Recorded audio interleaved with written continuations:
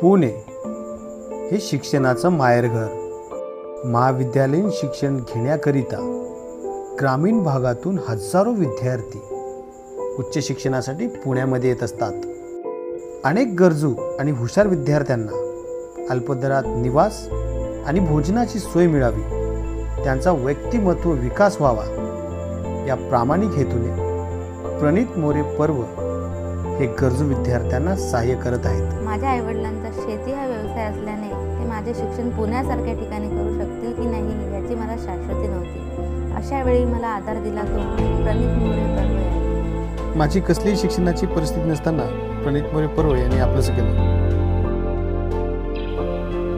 या विश्वाला घर मानून पंख फुटलेली ही पाखरं मोठ्या आत्मविश्वासानं आता कर्तव्याच्या आकाशात झेप घ्यायला सज्ज झाली आहे.